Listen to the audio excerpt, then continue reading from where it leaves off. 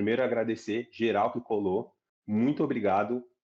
Eu fico muito feliz de estar aqui numa quarta-feira à noite com todos vocês para a gente debater esse assunto que é tão importante para nós da Soberana e da esquerda radical como um todo. Eu quero começar fazendo uma introdução de por que nós estamos aqui hoje. Esse ano, nós da Soberana norteamos várias pautas que para nós são caras, e quando a gente foi elencar uma das pautas, a primeira e a mais importante que a gente decidiu elencar foi a pauta da violência policial. A violência policial, para nós da Soberana, é um assunto que é muito caro, porque é dessa forma que o Estado burguês usa para disciplinar e para controlar todos os trabalhadores, e principalmente os trabalhadores pretos e pobres. A polícia, dentro da democracia burguesa, ela vai funcionar como cão de guarda, como um aparato de violência. E essa violência é específica para manter as coisas como elas estão.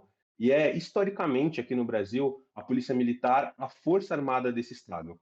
Desde a sua concepção até os dias de hoje, as origens, a quem eles homenageiam, quem eles perseguem. Então, a gente escolheu falar desse assunto e a gente escolheu trazer isso para o centro do debate porque muitas vezes a esquerda, de uma certa forma, ela negligencia de todas as maneiras esse debate. Ela não coloca a questão da violência policial no centro do debate. Então, por isso que a gente decidiu fazer esse palco. E aí, quando a gente pensou em quem chamar, não poderia ser outro nome, um camarada que eu respeito profundamente, desde antes de criar conteúdo, desde antes de começar a me politizar e me radicalizar. Eu já conheci o trabalho dele, é uma referência para mim, tanto de camarada, como de criador de conteúdo, como de mano de quebrada, porque a gente é da quebrada também, o Chavoso da USP. E aí, quando eu fui falar com ele, fiquei muito feliz que ele aceitou. E hoje a gente vai convidar o Chavoso para ele poder falar um pouco para a gente aqui a respeito dessa questão de como é importante a esquerda participar desse debate da violência policial. Eu queria passar a palavra para o Thiago, para ele poder falar,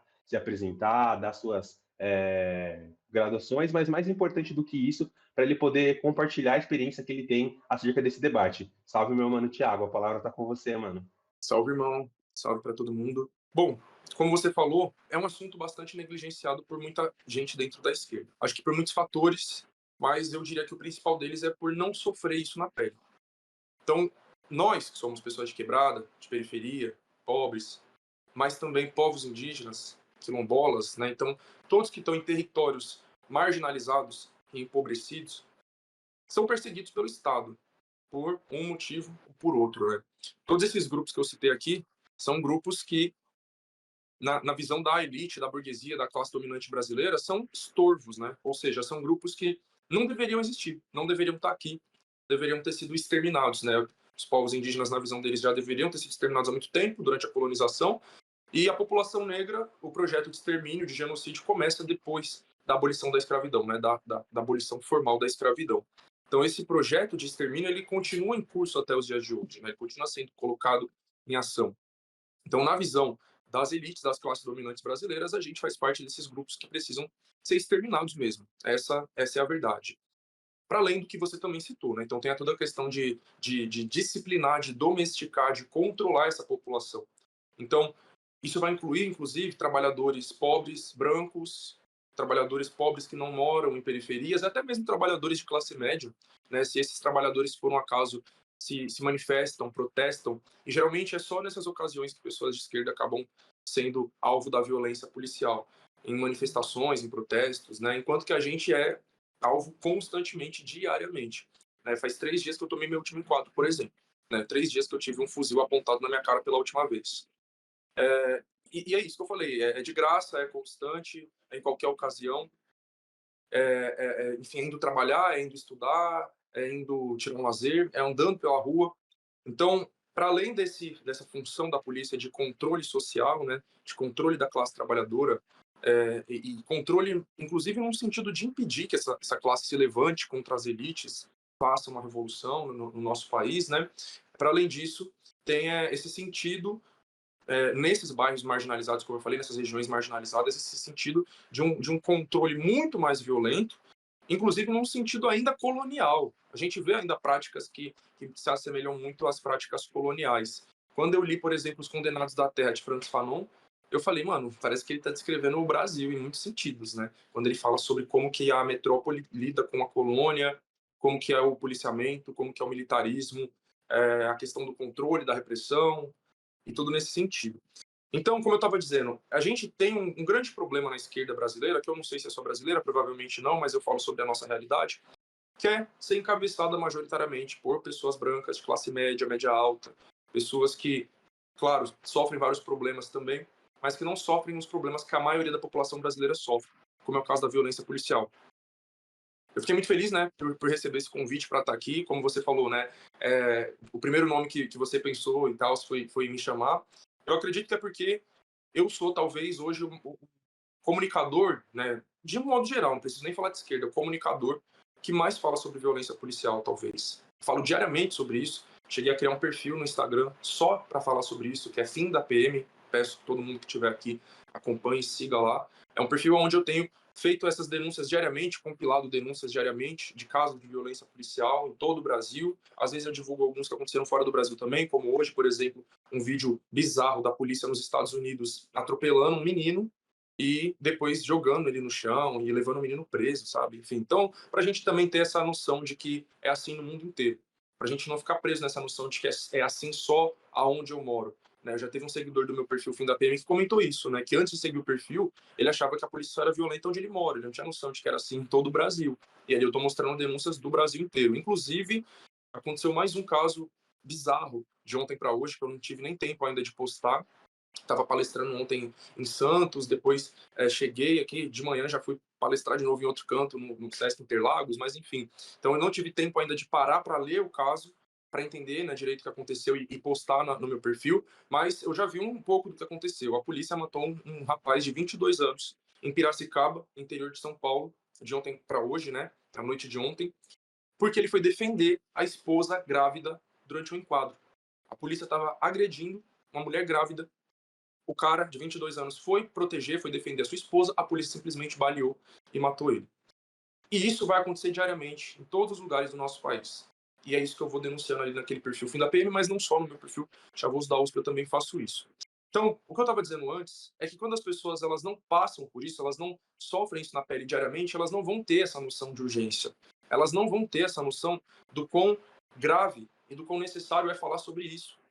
Eu passo por isso no dia a dia. Eu, meus amigos, quem está ao meu redor passa por isso, fala para mim todo santo dia de algum enquadro que sofreu, de alguma agressão, de alguma violência. Então, eu me vejo na obrigação de estar falando sobre isso, né? Por exemplo, também semana passada eu fui palestrar numa escola em Santo André, para quem não sabe, município da região metropolitana de São Paulo, no ABC. E aí, um dos assuntos que eu toco na minha palestra é justamente a violência policial. No final da palestra, uma aluna que tem 16 anos chegou em mim e falou assim: Você falou sobre violência policial e eu lembrei de uma coisa. Ela me mostrou uma foto no celular dela de um jovem, de um adolescente negro, e perguntou: Você já viu essa foto? Falei: Sim, eu já vi essa foto. Eu lembro desse caso. Não lembrava os detalhes, mas eu lembrava que era um caso famoso de um jovem, de um adolescente que foi morto pela polícia. E aí ela me relembrou. Ela falou: Esse menino aqui se chamava Lucas, era meu melhor amigo. A polícia matou ele quando ele tinha 14 anos, eu tinha 10. E aí eu fui depois pesquisar para relembrar o caso, os detalhes. É um caso completamente bizarro. Um menino de 14 anos, enquadrado pela polícia, some, desaparece, a família fica dias procurando, vai encontrar o menino morto dentro de uma represa. E aí o laudo comprova que ele foi torturado e morreu por afogamento. Enfim, recentemente também fui numa manifestação, domingo passado, domingo retrasado, uma manifestação na Zona Leste, São Miguel, que marca os 10 anos do assassinato de um jovem, né, conhecido como Renatinho. Então, Renatinho foi morto em 2015. Vale lembrar que, na época, a Polícia Militar de São Paulo era comandada por Geraldo Alckmin e Alexandre de Moraes, que era o secretário da Segurança Pública, e o governador, o Alckmin. A polícia simplesmente torturou e matou ele porque ele estava sem o RG. Então, ele saiu na rua sem o RG dele, ele tinha a certidão de nascimento, né, ele era um filho adotado, e aí a polícia começou a fazer perguntas sobre os pais, os avós da mãe adotiva dele, ele não sabia responder, os policiais acharam que ele estava mentindo, torturaram ele até a morte. E aí no laudo consta lá hemorragia em todos os órgãos, traumatismo craniano, enfim, casos assim, bizarros. Bizarros. Esse caso, inclusive, essa manifestação, ela aconteceu perto do Dia Internacional de Combate ao Racismo, né? Que marca o massacre de Sharpeville, lá na África do Sul. E é muito curioso, né, que esse massacre ele aconteceu porque a população negra da África do Sul estava protestando contra a chamada Lei do Passe, que era uma lei que obrigava a população negra a andar com um passe, que era um documento que dizia aonde ela podia ir, por onde ela podia andar, e se ela não tivesse com esse documento, se as pessoas não tivessem com esse documento, a polícia podia bater e levar preso. E aí eu fiquei refletindo, porra, mano, essa lei existe no Brasil até hoje. Quer dizer, essa lei, né, oficialmente nunca existiu no Brasil, foi na África do Sul, mas ela existe informalmente no nosso país até hoje, né? Inclusive, eu cresci ouvindo, e talvez você tenha crescido ouvindo também dos nossos pais, que a gente tem que sair com RG, desde criança, desde muito novo. Né? Meu pai dizia, por exemplo, que se eu fosse enquadrado pela polícia, eu tinha que estar com RG. Se eu fosse morto, eu tinha que estar com RG para não ser enterrado como indigente. Então a gente cresce ouvindo essas coisas. A gente que é da periferia, a gente que é da quebrada, da favela. E isso também é uma memória que eles têm do período da ditadura, que isso era ainda pior, né? Se hoje é assim, na época era ainda pior. Fiz um post também recentemente falando sobre isso, sobre o dia que marcou os 61 anos do golpe, essa semana. E aí tiveram algumas pessoas lá que comentaram isso, algumas pessoas mais velhas, assim, que falam que realmente na época, se você não saísse com RG, enfim, era muito, muito pior, muito arriscado, muito perigoso. Mas continua sendo assim até os dias de hoje, né? Essa é outra grande coisa que eu falo, outra grande pauta que eu levanto, de que a ditadura continua existindo nas periferias, nas favelas, nos bairros empobrecidos. Pouquíssima coisa mudou para nós de lá para cá. Enfim, então, ninguém é obrigado, claro, né, a passar pelo que a gente passou, né, fala, poxa, Thiago, mas eu sou uma pessoa que não moro na periferia, sou de classe média, de fato, não passo violência policial, etc. Que bom, não quero que ninguém passe, tá ligado? Mas que você, a partir dessa conversa, cria essa consciência de como é fundamental falar sobre isso. Inclusive, né, em primeiro lugar, porque a gente tem pessoas morrendo por conta disso, a gente tem, inclusive, crianças morrendo por conta disso. Eu falei que eu estava ontem na Baixada Santista, estava lá em Santos palestrando, e aí uma pessoa na plateia falou que ela não me conhecia, né, mas ela foi ver meu perfil no Instagram e ela viu que tinha uma foto do menino Rian, um menino de 4 anos que foi morto pela polícia no Morro São Bento, lá em Santos. E aí essa pessoa falou que ela conhecia o Rian e a família dele. E ela chorou enquanto ela falava e, enfim, agradeceu por ver que eu falo sobre esse caso, porque pouca gente fala, pouca gente falou sobre a Operação Verão. Várias pessoas que estavam na minha palestra ontem, né, me agradeceram por isso. Falaram, mano, na época da Operação Verão, pouca gente estava falando sobre isso, tá ligado? E eu tava lá denunciando diariamente. Porque eu sinto isso na pele, tá ligado? Eu sinto a dor dessas pessoas que estão passando por aquilo. Eu sei que pode ser eu, que pode ser qualquer um dos meus amigos ou parentes familiares, qualquer dia, né? Então, que todo mundo que tá ouvindo a gente, que é de esquerda, que é comunista, que é militante, tenha essa noção de urgência de falar e de lutar em cima dessa pauta. Não é uma questão secundária, é uma questão central. Eu diria que eu coloco como uma das 3 pautas principais do Brasil nesse momento, é falar sobre a violência policial e como enfrentar ela, junto com o fim da escala 6x1 e a prisão do Bolsonaro e de todos os outros líderes lá da tentativa de golpe. Então, nesse momento, são as 3 grandes pautas. Talvez o Bolsonaro seja preso logo mais, a gente espera que sim. Talvez a gente conquiste o fim da escala 6x1 logo mais, eu espero que sim.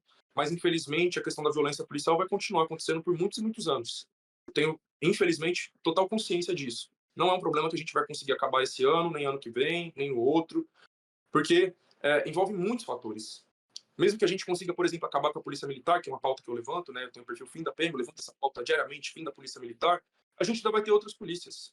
A gente ainda vai ter outras polícias violentando a gente, que pode ser que violente menos do que a polícia militar, mas que ainda assim vai violentar, que ainda assim vai matar. Então a gente vê mortes sendo cometidas pela polícia civil, pela polícia rodoviária, né? Por guardas municipais, enfim. Então, infelizmente, é um problema que não vai acabar tão cedo. Mas, justamente por isso, precisa ter total atenção e dedicação a essa pauta e a essa luta. Inclusive porque ela tem um potencial muito grande de aproximar a juventude periférica da gente que eu digo da esquerda de um modo geral. Né? Eu percebo que a esquerda ela mostra muito com pautas assim que pode atrair a população, tá ligado, para ela. Enfim, mano, um exemplo é o que a gente tá vendo essa semana, né, da greve do pessoal das entregas, né, dos entregadores. Um monte de gente de esquerda tá criticando. Gente de esquerda falando, mas eles provavelmente são bolsonaristas. Com certeza votaram no Marçal, votaram no Ricardo Nunes, são de direita. E aí debocham, e aí tira sarro. E aí fala assim, quando o Lula quis apresentar o projeto, eles não quiseram. O projeto que era uma merda. Não tinha que aceitar mesmo não, porque aquele projeto era uma porcaria. E outra, quem tem que saber o que é melhor para eles são eles. Não é o Lula, não é o governo, e sem contar que o projeto foi feito junto com as próprias empresas de aplicativo, não com os trabalhadores. Mas, enfim, e aí eu fiz um post, né, sobre essa greve no meu Instagram, um post que eu não vi quantas curtidas tem agora, mas estava já umas 20 mil quando eu vi da última vez, e a gente consegue ver quem compartilhou nosso post, né? Eu sempre fico vendo quem compartilhou, e, mano, é incrível, eu vi um monte de motoboy, um monte de mano de quebrada, muitos que nem me seguem, tá ligado? Muitos que começaram a seguir a partir desse post. Então eu quero dizer, olha como eu consegui atrair essa galera para o meu perfil falando dessa pauta. E é o que acontece diariamente falando sobre violência policial. Eu sempre vejo também quem é que está compartilhando meus posts, que é justamente a galera de quebrada. Uma última coisa que eu queria falar, e aí eu já vou até engatilhar aqui para um assunto que a gente pode abordar melhor depois, mas é o foco que a gente precisa dar também para a situação da violência policial na Bahia. A Bahia, que é hoje o estado onde a polícia mais mata no Brasil, e é governado pelo PT há quase 20 anos. Então, quando a gente fala, né, sobre a esquerda ela não ligar para essa pauta ou não dar devida atenção para essa pauta, a gente também tem que falar que não só isso, ela não só não dá atenção para essa pauta, como ela tem adotado uma postura de direita referente a esse assunto, referente à segurança pública e à violência policial. Então, a forma como o PT governa a Bahia é de direita, tá ligado? A forma como a polícia age lá não se diferencia em nada de como ela age aqui em São Paulo, de como ela age no Rio de Janeiro, que são estados governados por bolsonaristas. E quantos na esquerda falam isso? Tá ligado? Quantas pessoas, eu sei que a gente que tá aqui, a gente fala sobre isso, mas eu digo, quando a gente vai olhar para todo esse leque de comunicadores, de canais, de portais, de jornais ditos progressistas, ditos de esquerda, quantos denunciam isso? Eu fico revoltado quando eu vejo, né, que essas páginas elas estão falando só sobre a violência que acontece aqui em São Paulo, no Rio de Janeiro, e que bom que falam, tem que falar mesmo, mas elas não falam o que acontece lá. Então essas grandes páginas de esquerda, por exemplo, aqui em São Paulo acontece algum caso de violência policial, você sempre vai ver ser noticiado lá. E eles sempre vão fazer questão de colocar lá, né? Polícia do Tarcísio fez tal coisa, fora Guilherme Derrite. Da hora, concordo e apoio totalmente. No mesmo dia em que a Polícia Militar de São Paulo matou uma pessoa, a Polícia Militar da Bahia matou 15. E essas páginas não falam um pio, esses perfis não dão um pio sobre isso. Aí eu vou lá e falo, coloco lá, Polícia Militar de Jerônimo Rodrigues, PT, matou 15 pessoas. Fez 4 chacinas em 3 dias. Matou 50 pessoas nos primeiros 18 dias de março. Aí vem nos comentários gente falar, mas o governador não tem nada a ver com isso. Mas a polícia ela age por conta própria. Mas isso é herança do carlismo, né, dos governos anteriores de direita, abertamente de direita, né? Então é muito engraçado isso, né? Quando acontece num estado governado pelo PT, como é o caso da Bahia, aí não pode falar que a culpa é do governador, aí o partido do governador não tem nada a ver com isso. Mas quando acontece em São Paulo, é responsabilidade do governador. Então, se a gente for seguir essa lógica de que não, a responsabilidade não é do Jerônimo, e nem do Rui Costa, e nem dos governos do PT, a responsabilidade é dos governos anteriores, então eu vou começar a falar que aqui em São Paulo a responsabilidade pela violência policial não é do Tarcísio, é do Alckmin. Porque foi ele quem ficou 16 anos comandando a Polícia Militar Paulista. Então, vamos isentar o Tarcísio e responsabilizar o Alckmin? Eu responsabilizo os dois. Inclusive, eu sou uma pessoa que eu não passo pano pro Alckmin, não acho que ele é um companheiro, camarada, nem nada do tipo. Né? Não aceitei, até hoje não aceito aliança com esse cara, qualquer tipo de ver esse sujeito como um democrata. Só ver esse cara como um democrata quem é racista. Ponto.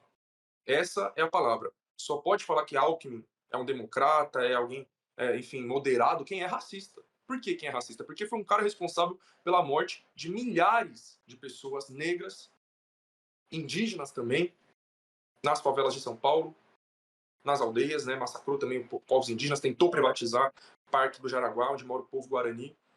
Enfim. Então, isso, né? Se esse cara pode ser considerado um moderado, um democrata, isso significa que nós não somos cidadãos.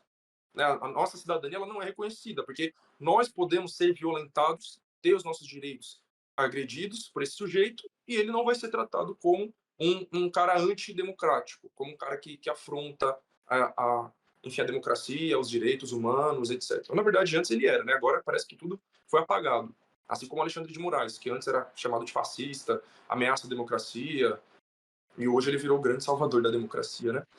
Enfim, acho que esses são alguns pontos aí para eu colocar inicialmente. Se você quiser trazer alguma outra pergunta, tópico em cima disso, aí você vê como é que a gente faz agora.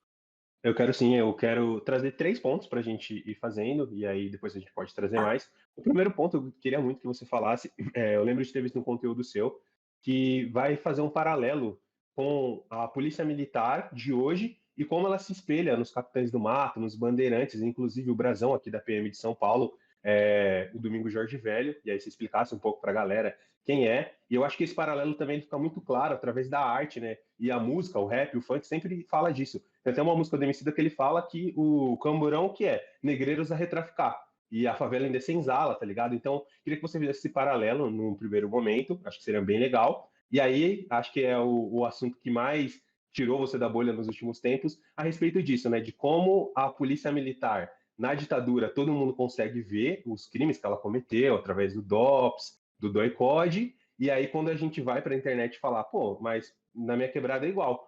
Quando eu comecei a estudar sobre a ditadura, eu falei, caralho, foda, mas, mano, tem um moleque na rua de cima também, mano, que a polícia colocou ele dentro do camburão e ninguém nunca mais viu. Não sabe o que aconteceu. Qual é a diferença dele pro Marcelo Rubens Paiva? Inclusive, no próprio livro, né, eu ainda estou aqui, perdão, o do Rubens Paiva. No próprio livro ainda estou aqui, o Marcelo, aí sim, o filho do Rubens, ele faz um paralelo, ele começa falando, um homem saiu da sua casa, deixou sua família para ser interrogado pela polícia e nunca mais voltou. Vocês acham que eu estou falando do meu pai? Na verdade, eu estou falando do Amarildo. E aí, quando você faz essa crítica, muito acertada, muito dentro do tom, você falou, pô, gostei do filme, o filme é bacana, mas vocês podem olhar um pouquinho para cá também? Será que se o Rubens Paiva não fosse deputado, não fosse de classe média e não fosse branco, teria a mesma repercussão? Porque a gente também vai falar que tiveram vários militantes negros durante a própria ditadura militar que tiveram suas histórias apagadas, como o Manuel Aleixo, como o Oswaldão, que são militantes que não têm a mesma repercussão do que um Rubens Paiva, do que um Stuart Angels. E a gente não está falando aqui que eles não mereçam uma repercussão, ou que a história dos camaradas que sofreram na ditadura não seja válida de ser contada. Mas a gente também precisa olhar que isso ainda acontece aqui e olhar para os nossos. E aí eu queria que você falasse um pouco de como foi essa repercussão e essa polêmica que fizeram, que para mim não tinha nem que ser polêmica. Eu acho que se a gente está dentro do campo da esquerda, reivindicar isso é muito louco, mas alguns setores da esquerda, eles sequer conseguem enxergar que isso aconteça. Para eles é que nem você falou num vídeo que você estava numa manifestação, que eles falam ditadura nunca mais, e para nós é ditadura todo dia. Então, eu queria que você abordasse um pouco isso. E para finalizar, esse ponto que você bateu bastante, eu queria trazer aqui dos limites da social-democracia, de como os governos Lula, principalmente a partir do Dilma 1, ele começa a endurecer essa questão da segurança pública ao ponto de, em alguns momentos, ficar indistinguível o que Bolsonaro, o que é Tarcísio, o que é Jerônimo, o que foi as invasões do Exército nas favelas do Rio de Janeiro, autorizado pelo governo Dilma, e sobre essa questão de como boa parte da mídia é muito hábil em apontar, e tem que ser hábil mesmo, em apontar os crimes da polícia do Cláudio Castro, da polícia do Tarcísio, mas é totalmente cega ao apontar os crimes da polícia do Jerônimo, e de como boa parte da esquerda não quer falar sobre a questão da segurança pública, porque tem medo de passar uma impressão que está defendendo o bandido. A gente viu isso através do Guilherme Boulos na última eleição, onde ele se curvou tanto para ir para a direita que chegou a um ponto assim de ele falar que não defende a descriminalização das drogas.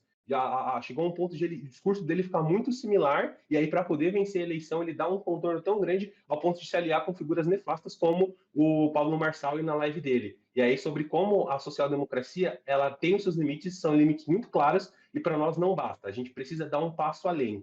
E aí esses seriam os primeiros pontos, para no segundo momento a gente falar sobre as soluções, desmilitarização, enfim, mas por enquanto vamos ficar só nesses três. Beleza. É só para falar que eu estava olhando aqui para baixo, que eu estou anotando, né? Você está falando as coisas, eu vou anotando aqui para eu comentar. Bom, vamos lá por partes então, né? Você pediu, por exemplo, para eu falar sobre a questão do brasão de armas da Polícia Militar de São Paulo. Você citou um rap, né? Você falou como que muitos raps eles fazem esse paralelo da polícia de hoje com a polícia com Capitães do Mato, ou com o período escravocrata, né? E tem um outro rap também que ele fala: todo camburão tem um pouco de navio negreiro. Essa música é muito foda também, né? Todo camburão tem um pouco de navio negreiro. Também tem uma música do Eduardo Tadeu, que é Democracia Racial de Sangue. Ele fala: os ônibus lotados e os bondes de presos dão a continuidade ao tráfico negreiro. Mas enfim, então vamos lá. Bom, uma coisa que eu gosto sempre de falar, né, que eu, né, como eu já falei aqui algumas vezes, eu palestro muito em escola, quem me conhece tá ligado, né, então procuro ser uma pessoa sempre muito didática e fazer as pessoas refletirem sobre o básico e sobre o que parece ser óbvio, né, porque o óbvio tem que ser falado e o básico também tem que ser falado. Então eu começo falando para as pessoas que tudo tem uma origem. A gente vive a vida muitas vezes de um jeito que a gente naturaliza tudo. Parece que tudo sempre foi assim, sempre esteve aí, sempre foi dado dessa forma, o que não é verdade. Né? E aí está a importância da sociologia, aí está a importância das ciências sociais, das ciências humanas, que é justamente fazer a gente problematizar a realidade, questionar a realidade. É parar e pensar, pô, sempre foi assim? Como que isso começou? Tá ligado? E a gente pode falar isso em relação ao capitalismo, que não, o capitalismo nem sempre existiu, né? A gente sempre está reforçando isso, nós que somos comunicadores comunistas, a gente sempre reforça isso, e é importante falar, esse sistema nem sempre existiu, ele surgiu em algum momento, e vai desaparecer em outro, assim como outros sistemas existiram lá atrás, surgiram em algum momento e deixaram de existir em outro momento. Eu falo isso em relação ao vestibular também. Quando a gente pauta o fim do vestibular, muita gente acha que isso é impossível. Nossa, como assim acabar com o vestibular? E aí eu venho e falo, gente, o vestibular ele nem sempre existiu. Ele foi criado em algum momento na história, tá ligado? Enfim, então tem todo um contexto por trás da criação do vestibular, mas antigamente não existia. Sem contar que a gente tem outros países que não existe também, países aqui da América Latina, né? A maioria não tem vestibular. Enfim, questão da polícia militar. Quando a gente fala fim da polícia militar, a galera fica chocada. Meu Deus, como assim? Isso é impossível. Como que vai ser? É o caos. Quem vai fazer nossa segurança? E é compreensível. É compreensível. A gente tem que tentar ter essa paciência, né? Essa paciência, essa didática de saber que as pessoas sempre vão reagir dessa forma. Quando a gente está levantando pautas que parecem chocantes, as pessoas elas vão se chocar. E é isso, tem que chocar mesmo, né? Inclusive, já linkando com o final, né? Mas depois eu volto nessa pauta também da questão do Boulos, né? De como que o Boulos se rebaixou na última eleição. E ele tem se rebaixado cada vez mais, eleição após eleição, né? De querer cada vez mais se adequar, se enquadrar nas pautas conservadoras, nas pautas da direita. Então, em vez dele vir defender pautas que ele defendia e que são chocantes, ele agora quer moderar o discurso e defender essas pautas que não vão ser chocantes. Eu já sou o contrário, eu quero falar coisas que vão chocar mesmo, porque eu acho que isso é muito mais eficaz. A extrema-direita cresce exatamente desse jeito, falando coisas chocantes. E a esquerda se choca, fala, meu Deus, que absurdo que eles falaram isso. E parte do povo vai lá e fala, que da hora, tem coragem de falar o que pensa. Tá ligado? Então, um exemplo também, se você citou a questão de descriminalização das entorpecentes, né? Enquanto que o Boulos fala que não defende mais, a gente teve, por exemplo, o Altino Prazeres, que foi candidato à Prefeitura de São Paulo pelo PSTU, onde ele foi na Folha de São Paulo e falou, eu defendo a descriminalização de todas as drogas. A jornalista ficou chocada. Ela falou, até do crack? Ele é até do crack. Postaram esse corte lá na Folha de São Paulo, o bagulho bateu centenas de milhares de visualizações. Então, muita gente que nunca tinha ouvido falar do Altino começou a ouvir falar dele a partir daí. E aí você vai ver os comentários, você pensa assim, não, as pessoas devem estar xingando ele. Não. Fui ver os comentários, todo mundo concordando, falando assim, o argumento dele, porque ele teve toda uma explicação por trás disso, né? Não foi só jogada assim, ele explicou. Falou, pô, o argumento dele faz sentido, não tem como, vamos dizer, que ele tá mentindo ou que ele tá errado. Então a gente tem que ter essa coragem de falar essas coisas que vão ser chocantes, mas também a gente tem que ter o argumento para defender o que a gente está defendendo e também as soluções, né? Então, questão da polícia militar. Eu penso da seguinte forma: as polícias, de um modo geral, elas têm que deixar de existir, né? Porque as polícias todas são cães de guarda da burguesia, são cães de guarda do Estado. Só que da minha percepção, as polícias em geral elas vão deixar de existir somente no processo revolucionário. Porém, ainda dentro do capitalismo, é totalmente possível acabar com a instituição polícia militar. Fato é que a maioria dos países do mundo, praticamente todos, não tem polícia militarizada. O Brasil é um dos únicos países do mundo que tem uma polícia militar fazendo ronda ostensiva, fazendo patrulhamento dentro da sociedade e estando em confronto com a própria população. Porque em países onde tem uma polícia militar, no máximo ela está ali fazendo segurança de fronteiras, de quartéis, não dentro da sociedade, fazendo, como eu disse, ronda ostensiva, essas coisas. Isso não existe, nem nos Estados Unidos. Então, é sim possível não existir polícia militar. Para além disso, né, para a gente entender por que é sim possível acabar, não só possível, como necessário acabar com a polícia militar, a gente tem que olhar para o seu histórico e ver como ela surgiu. Então, aquilo que eu falei antes, tudo que existe hoje surgiu em algum momento. Vamos atrás dessa história aí, vamos seguir essas pegadas aí, esse rastro e chegar na origem de tudo isso, onde que essa caminhada começou. Então, no Brasil, a Polícia Militar, ela é fundada não com esse nome, né, mas depois é o que vai vir a se tornar Polícia Militar, em 1809, no Rio de Janeiro. Rio de Janeiro, na época, capital do Brasil, recebe a família real portuguesa. Lá na Europa, Napoleão Bonaparte invade a Península Ibérica, começando pela Espanha, depois indo para Portugal. Mas enquanto Napoleão invadia a Espanha, a família real portuguesa foge de Portugal. E eles vão fugir para a sua colônia, para a sua maior colônia, uma colônia distante também de Portugal, que é o Brasil. A família real portuguesa, então, foi a primeira família real que pisou aqui no continente americano. Então, todos os monarcas lá da Europa, eles tinham as suas colônias aqui, mas eles não vinham para cá. E a família real portuguesa vem para cá. Lembrando que, na época, reis, rainhas, imperadores, princesas, príncipes, eram vistos quase que como representantes de Deus na Terra, né? Eram coroados pelo Papa, então tinha toda uma questão sagrada por trás disso, né? Então, Deus escolheu essas pessoas para serem os nossos governantes, para serem os nossos reis, rainhas, enfim. Ou seja, a família real portuguesa estar aqui no Brasil era uma coisa muito significativa.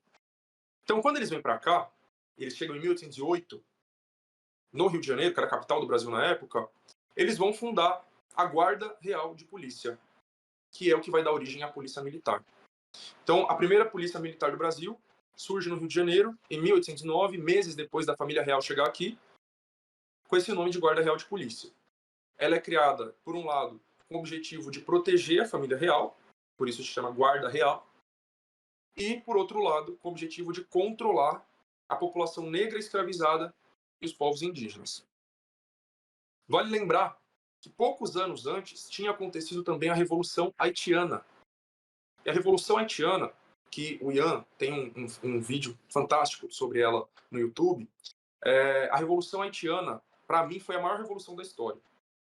Acho que o Ian também falou isso, que ele considera dessa forma, né? Mas eu já tive minha época de falar que a Revolução Russa foi a maior revolução, tatuei 1917 aqui nos dedos, mas hoje eu digo que para mim a Revolução Haitiana foi a maior, tem até aqui o 1804 tatuado na testa também. Foi o ano em que o Haiti conquistou a sua liberdade da França. Então o processo revolucionário no Haiti ele começa em 1791 e vai se concluir em 1804. Vale lembrar que nesse contexto também histórico tinha acabado de acontecer a Revolução Francesa. Estava acontecendo ainda, né? Mas a Revolução Francesa vai desembocar ali em 1789. E aí os franceses, lá pedindo liberdade, igualdade e fraternidade, e aqui escravizando os haitianos. Então, é muito provável que essas ideias revolucionárias de liberdade tenham influenciado haitianos para que eles se levantassem contra os franceses e fizessem uma revolução no Haiti, que era a colônia mais lucrativa da França e, enfim, também era uma das colônias com a maior violência entre todas, né? Então, os escravizados haitianos, eles eram extremamente violentados. Não que os outros não fossem, né? Mas no Haiti era bem pesado. Então, durante esse processo revolucionário, o Haiti vai libertar sua população escravizada, né? Os próprios negros escravizados vão se levantar contra os senhores, contra os colonizadores franceses, vão atear fogo nas fazendas, vão enforcar e degolar os franceses, os colonizadores, e vão se libertar da escravidão. E aí, no meio desse processo, que vai desembocar numa guerra contra a França, né? O Haiti vence essa guerra em 1804, derrotando o exército de Napoleão Bonaparte, que era o maior exército do mundo. Então, aqueles escravizados de uma pequena ilha derrotaram o maior exército do mundo, que era o exército de Napoleão Bonaparte. E aí conquistam a independência do Haiti e proclamam uma república, né? Considerada uma república negra no Haiti. De um jeito que o Haiti foi o primeiro país, a primeira colônia das Américas, do Caribe, no caso, né? Mas aqui dessa região, onde teve escravidão, a primeira colônia que se libertou em 1791, enquanto que o Brasil foi a última colônia, o último país que se libertou em 1888, né? Aliás, onde teve a abolição da escravidão foi o último em 1888 e num processo totalmente diferente, não foi através de uma revolução dessa população escravizada, apesar de que tiveram muitas revoltas também, muitos levantes, rebeliões, né? Sendo talvez o maior deles ou o mais conhecido a revolta dos Malês em Salvador, 1835. Enfim, voltando então, né? A Revolução Haitiana ela vai criar existe um conceito, né, na historiografia que é haitianismo. É um conceito para definir o medo que as elites passaram a ter de que todos os escravizados das colônias fizessem revoluções como a haitiana. Então esse medo ele se espalhou pelas elites, aqui as elites que tinham colônias aqui no continente americano. E aí, como eu falei, 1804 é quando o Haiti derrota o exército francês e se torna independente da França. 1808, 4 anos depois, é quando a família real portuguesa chega no Brasil. A fundação da Guarda Real de Polícia, como eu já disse, por um lado tinha a função de proteger a família real, por outro lado tinha a função de controlar a população negra escravizada e os povos indígenas e impedir que eles fizessem uma revolução como a haitiana. Até hoje, a Polícia Militar do Rio de Janeiro ela carrega o mesmo brasão daquela época. Eu sei que você me perguntou sobre o brasão de armas da Polícia Militar de São Paulo, eu vou falar sobre ele, mas começando pela do Rio de Janeiro, porque ela foi a primeira, né? Então, né, se alguém aqui for do Rio de Janeiro, já tiver visto o brasão da PM, que eles têm na farda, no braço, né? Deve se lembrar que tem em cima uma coroa, embaixo 2 armas cruzadas, um pé de café, um pé de açúcar, o ano embaixo 1809 e a sigla GRP, Guarda Real de Polícia. Até hoje, essa sigla, Guarda Real de Polícia, está no brasão da Polícia Militar do Rio de Janeiro. A coroa em cima, obviamente, simboliza a monarquia, o poder político que eles protegiam na época. As 2 armas cruzadas, junto com o pé de açúcar e o pé de café, simbolizam a proteção à propriedade privada, que era a grande fonte econômica do Brasil na época, né, eram os engenhos de açúcar, os engenhos de café. E o ano que ela foi criada. Então, esse é o simbolismo por trás do brasão da Polícia Militar do Rio de Janeiro. Da Polícia Militar de São Paulo, é absurdamente pior. A Polícia Militar de São Paulo ela foi fundada em 1831, na época com o nome de Milícia Bandeirante. Então, se a Polícia Militar do Rio é fundada com o nome de Guarda Real de Polícia, a Polícia Militar de São Paulo é fundada com o nome de Milícia Bandeirante. Ela é fundada pelo então presidente da província, da então província de São Paulo, né, que na época esses eram os termos, né, não era governador do estado de São Paulo, era presidente da província de São Paulo. Um brigadeiro do exército, Rafael Tobias de Aguiar. Né, esse nome talvez seja conhecido, né? Tobias de Aguiar é o nome da rota. Rondas Ostensivas Tobias de Aguiar.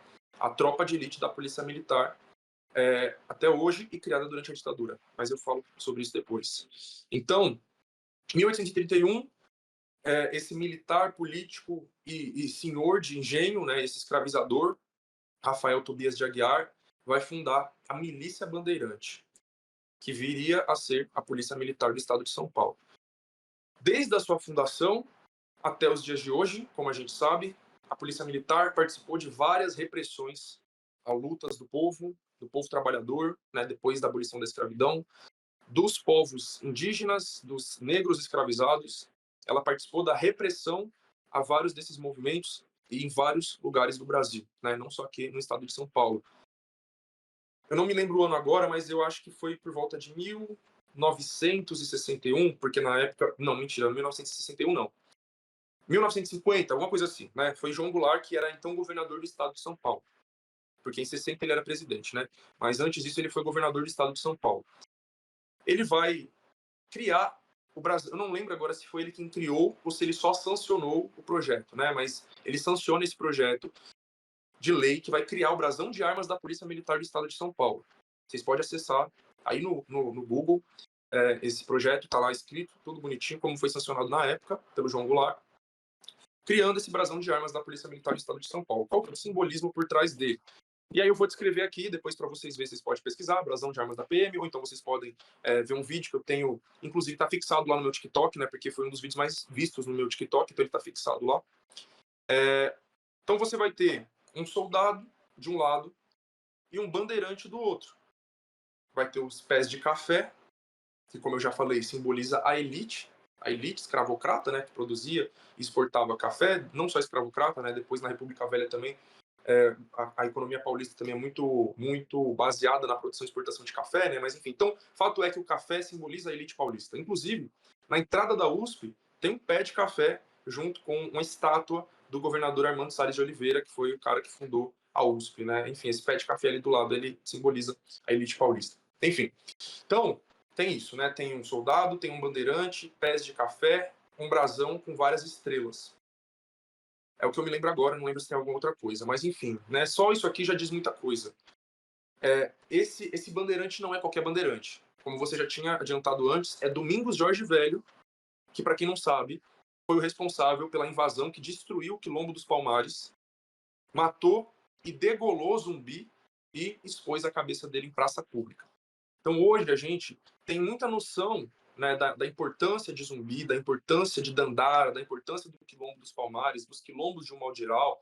A gente celebra o Dia da Consciência Negra, mas o governador de São Paulo da época, Jânio Quadros, a Polícia Militar de São Paulo, acharam de bom tom, os deputados de São Paulo, criar um brasão homenageando esse sujeito, Domingos Jorge Velho.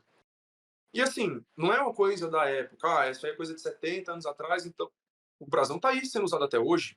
Né? Eu já tive que ir dentro de batalhão da PM prestar depoimento, tava lá o brasão em cima da mesa. O brasão um suportezinho assim em cima da mesa dos policiais. Até os dias de hoje está lá dentro, esse simbolismo. Tá ligado? Até hoje a gente tem ruas chamadas Rua Domingos Jorge Velho. É uma coisa tão bizarra que a gente tem, se eu não me engano, tem uma faculdade em São Paulo, que é a Faculdade Zumbi dos Palmares. Perto dessa faculdade tem uma rua chamada Domingos Jorge Velho. Eu não me lembro se é exatamente isso ou se é uma rua Domingos Jorge Velho perto de uma rua chamada Zumbi, mas é alguma coisa nesse sentido, né? Ou seja, uma rua muito próxima da outra. Sem contar o simbolismo que tem ali em Moema, né? Que tem a Avenida dos Bandeirantes cortando várias ruas com nomes de indígenas. Então tinham várias ruas com nomes indígenas, eles fizeram uma avenida atravessando todas elas com o nome de Avenida dos Bandeirantes. para além da rodovia dos Bandeirantes, rodovia Anhanguera, rodovia Raposo Tavares, todas elas saindo do centro de São Paulo e indo sentidos dos interiores, né, que é o percurso que os bandeirantes faziam enquanto assassinavam os indígenas, escravizavam, estupravam, tudo mais. Enfim, então esse é outro ponto desse brasão, né? Para além desses pés de café ali simbolizando a elite paulista, a gente tem esse bandeirante, Domingos Jorge Velho, assassino de Zumbi, que destruiu o Quilombo dos Palmares. Para além disso, como eu falei, a gente vai ter aquelas várias estrelas, aonde cada uma delas simboliza um acontecimento histórico que a Polícia Militar de São Paulo se orgulha de ter participado. Ali a gente vai ver, por exemplo, a repressão a Canudos, quando vai ter a Guerra dos Canudos, no final do século XIX.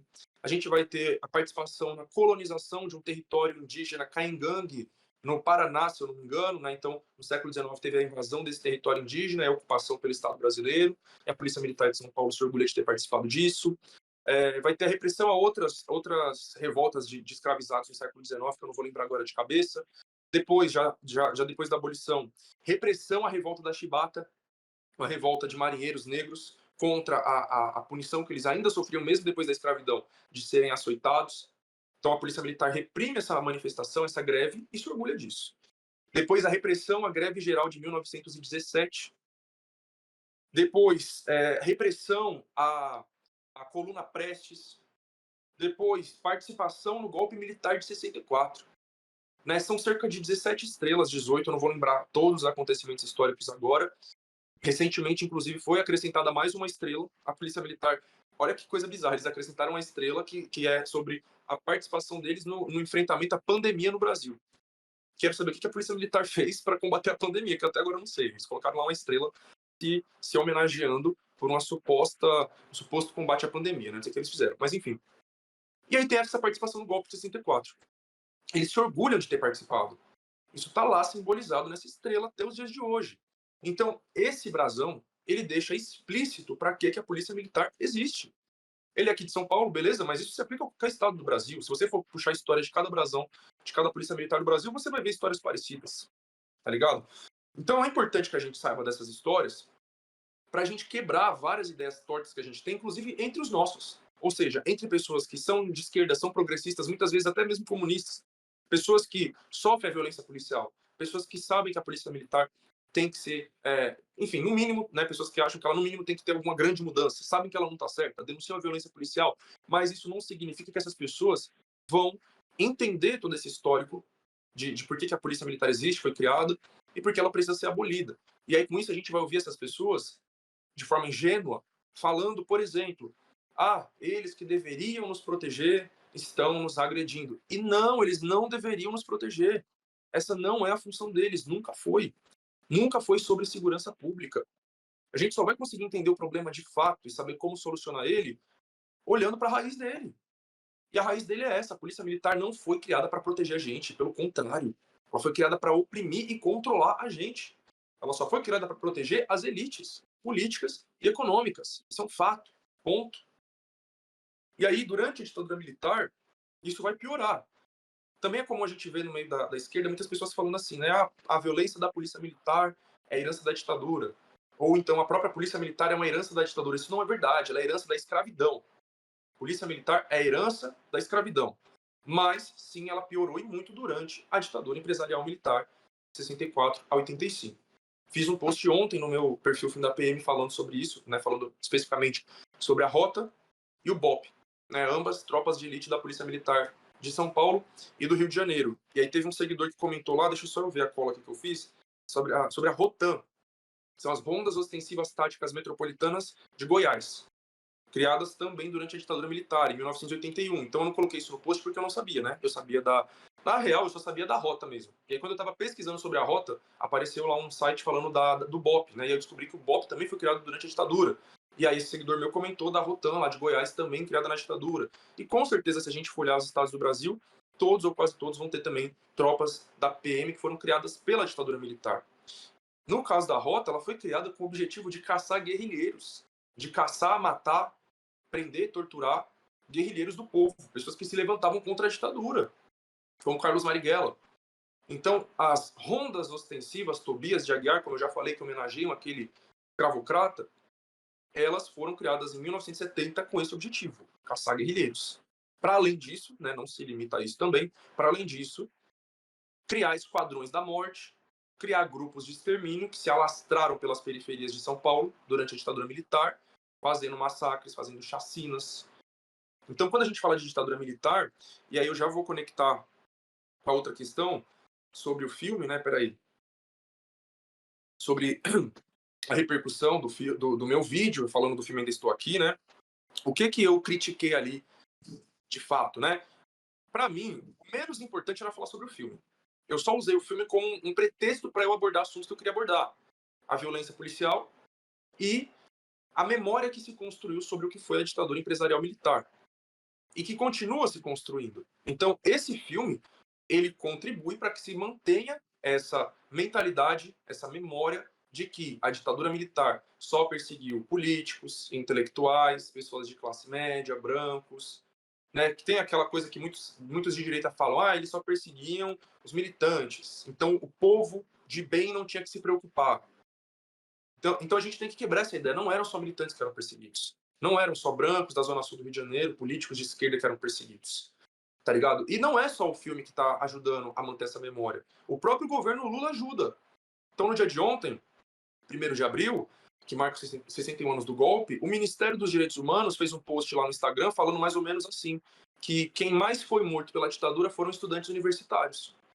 O próprio Ministério dos Direitos Humanos postou isso.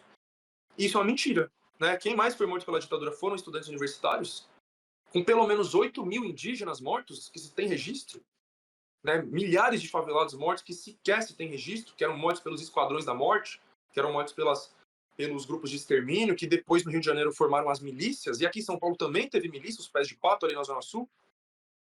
Então, até os Racionais cantam, né? Que eles têm um álbum que eles lançaram poucos anos, agora eu até esqueci, enfim. Eles lançaram 2 anos depois da Constituinte lá, que tem a música Pânico na Zona Sul, onde eles vão falar, né? Os justiceiros são chamados por eles mesmos, matam, humilham e dão tiros a esmo. E a polícia não se preocupa em investigar, em buscar a verdade, né? Porque eles fazem parte disso, né? Porque a polícia e os grupos de extermínio são a mesma coisa. Então, eles estavam denunciando isso depois da redemocratização. Então, já passou 1985, já passou a Constituição de 88 e os nacionais estão lá denunciando que isso continua acontecendo. Então é importante que a gente fale sobre isso, sobre como que na ditadura tiveram esses grupos aí de extermínio nas favelas, como que a rota foi criada lá na ditadura e ela permanece até hoje matando nas periferias, nas favelas, sendo a tropa mais letal da Polícia Militar de São Paulo. Foi a rota grande responsável pelo massacre na Baixada Santista, essa carnificina chamada Operação Verão. Então, o povo das favelas, das periferias, das quebradas tem que entender isso, tá ligado? Então, a gente não pode ficar contribuindo com essa mentira, com essa formação dessa memória mentirosa de que a ditadura não afetou o povo pobre, tá ligado? Por isso que eu fiz essa crítica e foi uma crítica extremamente acertada e fiz e falei de novo.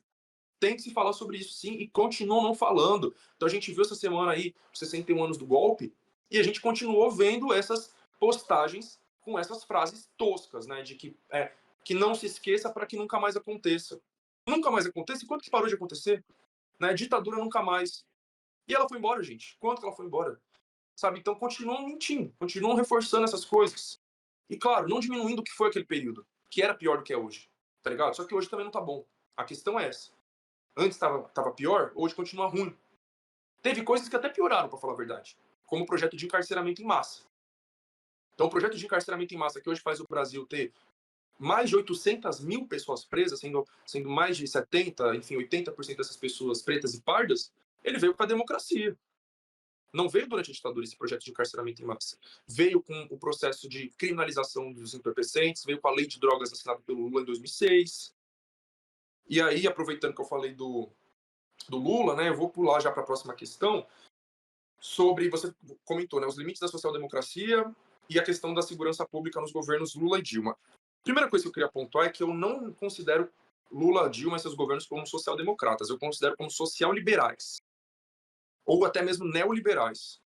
Acho que a social-democracia é extremamente limitada, sem dúvidas, por isso sou comunista, mas é uma coisa muito melhor se a gente comparar com o que é o social-liberalismo, né? Porque pelo menos a social-democracia, de alguma forma, ainda se opõe a políticas liberais, de alguma forma ainda se opõe a privatizações, mas não é o que a gente vê nos governos Lula e Dilma, pelo contrário. Então eles são governos liberais até o talo, né, que privatizam pra caralho. Né, o ministro Renan Filho estava falando orgulhoso meses atrás, né, que o Lula privatizou mais rodovias que o Bolsonaro. Ele estava dizendo, em 2 anos o Lula privatizou mais rodovias do que o Bolsonaro em 4. E se orgulhando disso. Né, sem contar a privatização de presídios, financiamento do BNDES para privatizar as escolas aqui em São Paulo, que o Tarcísio vai construir essas escolas privatizadas, financiado pelo BNDES do Lula. Enfim, então, primeiro ponto seria esse, né? Mas assim, é só uma questão de termo, né? Eu só queria apontar que eu chamo de social liberal. Mas, enfim, então como que esses governos trataram e trata hoje o governo Lula e os governos petistas no Nordeste, né, na Bahia, Piauí, Rio Grande do Norte, Ceará, a questão da segurança pública? Já não era bom antes, mas agora piorou infinitamente mais. Parece que hoje eles perderam qualquer vergonha de fazer discursos idênticos aos da direita. Eles perderam a vergonha. Né? Recentemente, o governador do Ceará, que é do PT, ele fez um tweet assim, bizarro, sabe? Falando. Enfim, se você apagasse o nome e perguntasse quem escreveu isso aqui, qualquer um diria que foi o Bolsonaro, que foi o Tarcísio, falando aqui no Ceará, bandido não vai ter vez, a polícia vai matar mesmo. E não sei se foi ele ou se foi outro do PT que falou assim: se tiver que chorar alguém que chore, é mãe do bandido. Ou seja, é o mesmo que a direita sempre falou. Né? E alguém pode estar aí assistindo e falar assim: ah, mas é o bandido, ele não está falando do trabalhador. Gente, tem que entender.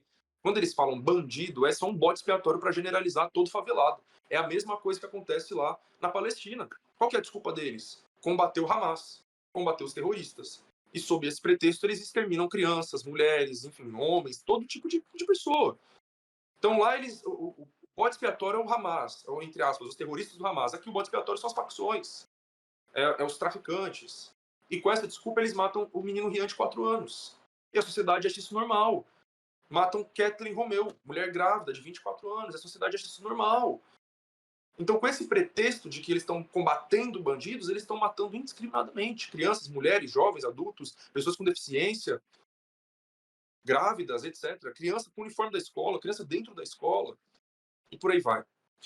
Então, como eu estava dizendo, né, sempre foi péssima a forma como esses governos petistas lidaram com a segurança pública, principalmente com o trato da polícia, né, das polícias. Né, o Lula criou uma nova polícia, né, criou a Força Nacional nos governos anteriores dele, por exemplo. O Lula invadiu o Haiti, mandou o exército brasileiro invadir o Haiti em 2004, se eu não me engano, aonde, inclusive, ali eles estavam ajudando a parir várias figuras atuais do bolsonarismo, como Tarcísio de Freitas. Tarcísio foi um dos militares do exército brasileiro enviados para essa missão de invasão do Haiti, e depois que ele volta, ele vai se tornar ministro da Dilma. Tarcísio foi ministro da Dilma e foi assim que ele entrou para a vida política, antes de ser ministro do Bolsonaro e governador de São Paulo pelo Republicanos. Enfim, se eu não me engano, o general Vilas Boas, ou algum outro desses generais famosos também foi enviado pelo Lula para o Haiti naquela época, ganhou repercussão, notoriedade e visibilidade dessa forma. Então é isso, né? Eles pariram essas pessoas. Mas enfim, em 2010, se eu não me engano, quando o Lula estava, inclusive, apoiando a criação das UPPs no Rio de Janeiro, as unidades de polícia pacificadoras, que foram as que mataram a Marildo, né, que a Marielle Franco fez uma pesquisa de mestrado chamada UPP, a redução da favela a 3 letras, onde ela critica as UPPs.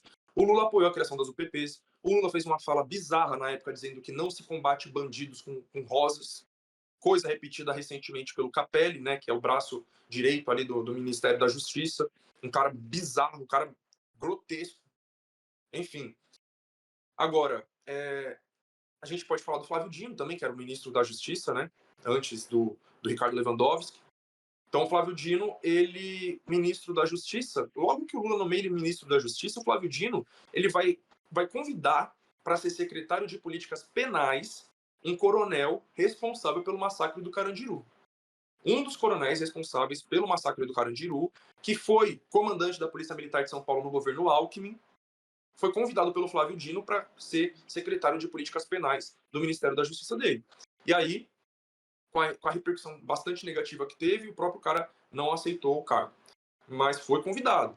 Na mesma época que o Flávio Dino ele era ministro da Justiça, estava mandando milhões para o Cláudio Castro no Rio de Janeiro, enquanto aconteciam diversas chacinas.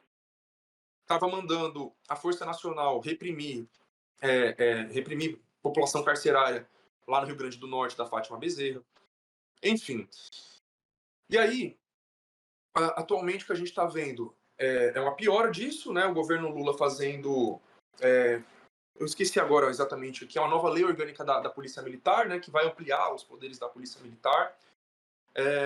Ministros do STF, incluindo o Flávio Dino e o Alexandre de Moraes, votando para que as guardas municipais possam ter poder de polícia.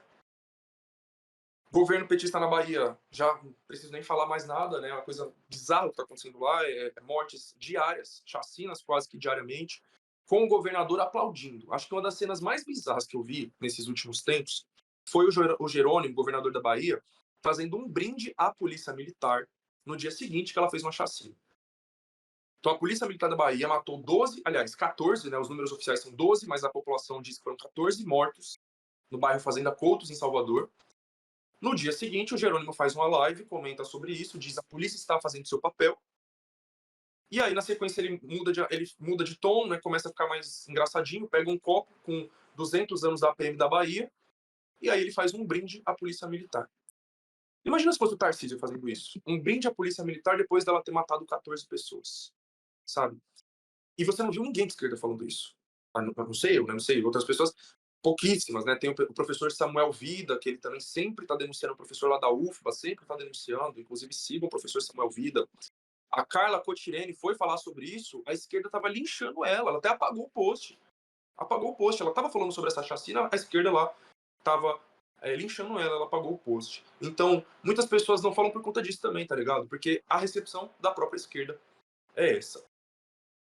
Bom, acho que eu respondi as questões, né? Falei tudo, falei bastante, falei até demais, desculpa, né? Vamos deixar um espaço aí para mais gente poder falar, mas é isso. Tranquilo, camarada. A gente está aqui para te ouvir. Os camaradas que estão aqui em cima, eles não vão falar, tá? Eles só estão com moderação. Então, se alguém precisa subir e tudo mais, é mais moderação. E aí, antes da gente entrar nas perguntas, eu queria falar a respeito de uma questão que afeta todo mundo. Você trouxe os dados, o panorama da situação, e aí quando a gente se confronta com esses dados, o sentimento que a gente tem é de tristeza e de impotência. Mas nós acreditamos, enquanto comunistas, enquanto marxistas, que esse sentimento precisa ser convertido no ódio de classe para que a gente se organize e para que a gente destrua, no primeiro momento, essa militarização da polícia, mas no segundo momento revolucionário, o fim de todas as polícias, porque, como você disse, elas atendem ao interesse da burguesia. Então eu queria que você falasse para a audiência que está aqui, como que a gente pode se organizar, o que que a gente pode fazer, como que a gente pode lutar, porque os trabalhadores, eles têm todas as desvantagens, mas têm a melhor de todas as vantagens. Nós somos a maioria e nós temos a verdade. Então nós precisamos o que nós precisamos fazer, qual é o trabalho que você acredita que a esquerda deva fazer, e especialmente a esquerda revolucionária, porque foi como você colocou, essa esquerda que a gente tem hoje social-democrata sendo muito generoso, mas dá para a gente chamar assim de totalmente de neoliberal, porque se a gente for olhar as políticas até econômicas de segurança pública, é indistinguível. Eu não sei a diferença entre o Haddad e o Paulo Guedes. Para mim é a mesma coisa, não tem diferença alguma. Então, o que nós, enquanto esquerda radical, e isso eu falo do campo ampliado, não só da Soberana, mas da UP, do PCB, do PCBR, de toda a esquerda radical, qual é o nosso papel e o que a gente tem que fazer para combater a polícia militar e para começar a pautar esse debate, porque esse palco e essa pauta da soberana que a gente quer fazer é trazer essa pauta para o nosso campo, não deixar isso a cargo da direita, que isso é óbvio que a gente já sabe o que eles vão falar, são figuras escrotas como o Sargento Faur, enfim, né, o próprio Bolsonaro falando que tem que ser preso mesmo, mas é engraçado que quando eles cometeram o crime lá no 8 de janeiro, estão chorando agora pedindo anistia. O Mauro Cid, só porque perguntaram mais duro para ele, falou que foi torturado, mas o que a PM faz aqui com a gente não é tortura não, né? Fazendo um moleque de 14 anos comer baseado, ou o moleque tá pinchando e engolir tinta, ou dar chute em grávido, ou dar soco em cara de idoso, isso não é tortura. E a gente não quer deixar isso na mão da direita, óbvio, mas a esquerda também, social-democrata, liberal, institucional, a esquerda branca, cirandeira de classe média, não se mostrou capaz de representar os verdadeiros interesses do povo. E nós, como massa trabalhadora, como uma esquerda radical que se pretende ir na raiz do problema, qual é o nosso papel? E aí eu queria te passar isso, e logo depois a gente vai passar para as perguntas, e aí você, finalizando, a gente faz umas perguntas aqui, uma rodada, para saber o que a galera quer saber de você. Beleza. Eu acho que, em primeiro lugar, mano, o fundamental é falar cada vez mais sobre isso, né? Porque a pauta do fim da polícia militar, ou mesmo de desmilitarização, né? Porque muita gente não fala fim da polícia militar, né? Sei lá, acho que é muito radical. A gente vê muita gente falando desmilitarização, enfim, né? É isso, beleza. O importante é falar alguma coisa nesse sentido. são pautas, em primeiro lugar, que ainda são pouquíssimo conhecidas pelo povo, né? Ou seja, se levantar para dizer a polícia militar tem que deixar de existir. Isso é uma coisa que você não vê pessoas falando, tirando nós aqui uma meia dúzia, assim, comparado com a população brasileira de 200 e tantos milhões, né? Você nunca viu ninguém na televisão falando dessa pauta. Você nunca viu ninguém, assim, um influencer com milhões de seguidores falando dessa pauta, né? Então, são pautas ainda muito pouco conhecidas. A população precisa conhecer mais isso, precisa saber. Tudo isso que a gente falou aqui hoje tem que ser difundido o máximo possível. Então, essa ideia de que essa instituição ela precisa deixar de existir, a ideia de que ela pode deixar de existir, né? Porque o primeiro empecilho é esse, né? É achar que é impossível e mostrar que sim, é possível. Então, passar todas essas informações que eu falei em outros países não existe. Por que ela foi criada aqui? Quebrar todos esses mitos, né? Não tem nada a ver com segurança pública, não tem nada a ver com fazer a sua segurança, não é despreparo. É outra coisa que a gente vê sendo muito falada. Ah, porque é despreparo. Não é despreparo, eles são preparados para agir dessa forma. Pode ser duro de admitir, pode ser difícil, mas é a realidade. A gente tem que botar o pé no chão, fazer uma análise concreta da situação concreta. Não é despreparo, é preparo. E o preparo é esse. Não são maçãs podres, não são casos isolados, não são exceções, é a regra. Então, eu acho que o nosso maior trabalho, e vai ser o maior trabalho que a gente vai poder fazer, talvez, em vida, ou pelo menos em algumas décadas, é esse trabalho de disseminar essas ideias. Eu digo isso porque eu falei lá atrás que abolir a polícia militar dentro do capitalismo é possível. Porém, eu não acho provável. É possível, mas eu não acho provável. Tá ligado? Por que, que eu não acho provável? A polícia militar ela é um pilar fundamental da dominação capitalista no Brasil.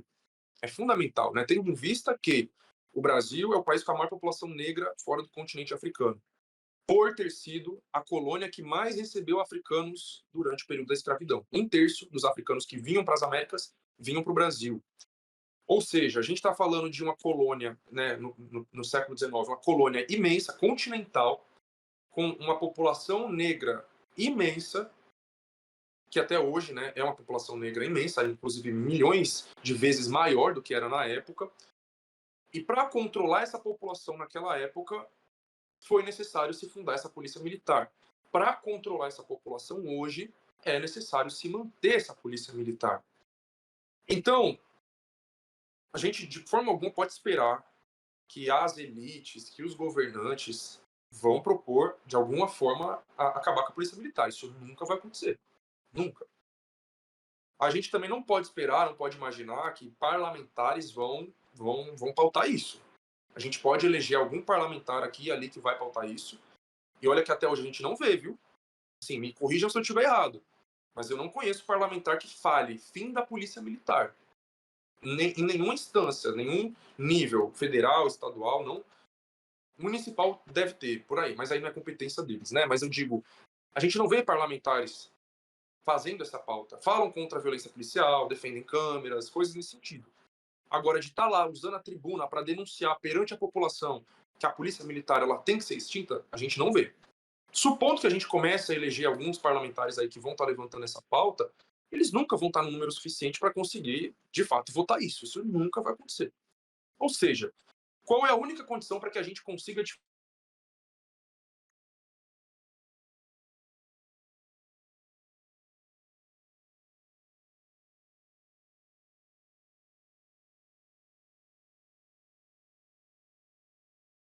Opa, o Thiago caiu? Para vocês também? Caiu para mim.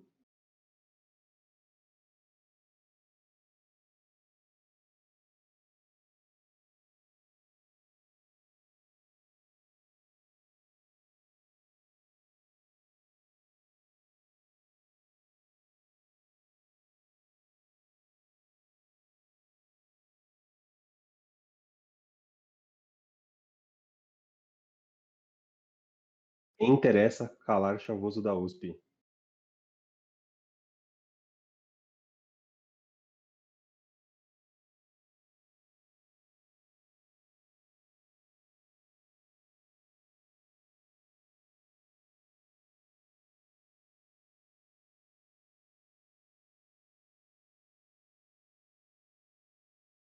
Eu já avisei ele aqui já, ele já tá voltando, tá, camaradas?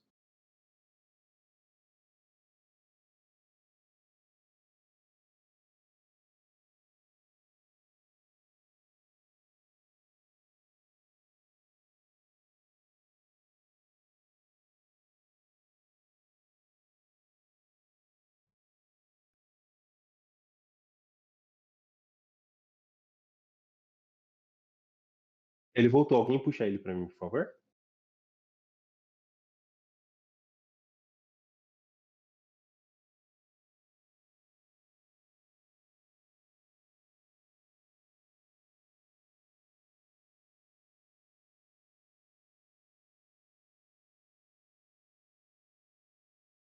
Hum, Aí, camarada, tá de volta. Pode continuar falando. beleza, tá me ouvindo? Estamos ouvindo perfeitamente. Eu não tô te vendo, mas tudo bem, pode continuar falando. Acho que não tá me vendo? Que estranho, porque eu liguei minha câmera. Tá com algum Às vezes problema. pode ser alguma coisa com a internet, mas pode continuar falando de boa. Ah, todo mundo tá vendo, só eu que não tô te vendo, então. Mas pode continuar falando, então.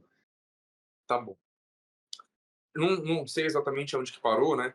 Mas eu estava falando que essa é uma pauta que a gente não vai esperar nada dos parlamentares, não vai esperar nada dos políticos em geral, das elites muito menos. A gente só pode esperar do próprio povo. Só que quando o povo, uma grande parte do povo brasileiro entender isso, a polícia militar ela é estruturalmente racista, elitista, precisa deixar de existir. Desde a sua origem ela é isso, não vai mudar, não é despreparo, ela é preparada. Quando as pessoas entenderem isso, e aí vem a nossa função de estar falando sobre isso, disseminando essas ideias, fazendo agitação e propaganda constantemente dessas ideias.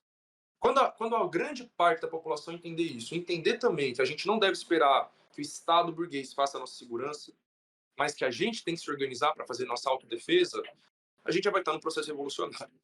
Então eu acredito que quando a gente já tiver com uma grande parcela da população consciente de tudo isso que a gente tratou aqui hoje, provavelmente a gente já vai estar no processo revolucionário, tá ligado? Então eu acredito que, espero estar enganado, né? Mas eu acho muito difícil que a gente consiga, de fato, abolir a polícia militar ainda dentro desse sistema. E que bom, né? Que bom que não vai ser dentro desse sistema, porque é sinal de que a gente vai ter que derrubar o sistema junto, né? Então que as pessoas liguem uma coisa na outra, né? Se você quer derrubar a polícia militar, que queira derrubar o sistema capitalista junto também. E a gente já avança nas duas pautas de uma vez, né?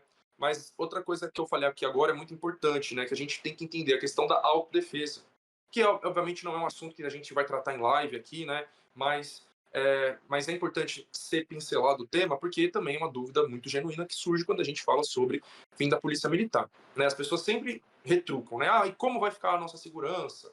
Quem vai fazer a nossa segurança? E aí eu respondo, né? Quem está fazendo a nossa segurança? A polícia militar não está fazendo a minha segurança. Ah, quando você for roubado, chama o Batman, que é aquela frase mais batida do mundo, né? E aí eu fico assim me perguntando, gente, quando que alguém aqui viu a polícia militar recuperando algum celular que foi roubado? Primeiro que nem cabe a ela fazer isso, né? Quem tem que investigar é a Polícia Civil. Enfim, então assim, eu fui roubado, vou chamar a Polícia Militar. Aí eles vão chegar meia hora depois e vão fazer o quê? Teve uma vez que eu fui furtado junto com a deputada Mônica Seixas. Mônica Seixas do PSOL, eu tava dentro do carro dela, e aí eu tava mexendo no celular, parado no farol, um cara meteu a mão, pegou meu celular e correu. E aí a Mônica falou, vou chamar a PM, vou falar que eu sou deputada, e aí talvez eles venham mais rápido, não sei o quê. Ela ligou na minha frente, eu ouvindo, ela falou, não apareceu viatura nenhuma. Não apareceu viatura nenhuma. Tem uma deputada, chamou a PM e não aconteceu nada, gente. É isso, foi com Deus, né? Ficou assim, a gente ficou ali, a Deus dará mesmo, tá ligado? Então essa é só um relato que a gente tem, que com certeza todo mundo deve ter algum parecido, né? Outro relato que aconteceu em Salvador, minha amiga também foi roubada, pegaram o celular dela, na hora passou uma viatura, ela foi lá falar pra polícia, ó, o menino acabou de pegar meu celular. O policial falou, poxa, toma cuidado aí, viu? E foi embora. Foi isso que aconteceu. Então, essa é a questão. Quem é que está fazendo a nossa segurança hoje? Ninguém. Ninguém. Então, a gente tem que entender isso. As polícias não fazem a nossa segurança, não vão fazer. O Estado brasileiro, o Estado burguês, ele não vai fazer a nossa segurança. O próprio povo tem que se organizar para isso. E olha só que coisa curiosa, né? Como que a extrema-direita ela cresce em cima de preocupações legítimas da população que não tiveram alguma proposta de esquerda, né, que fosse apresentada.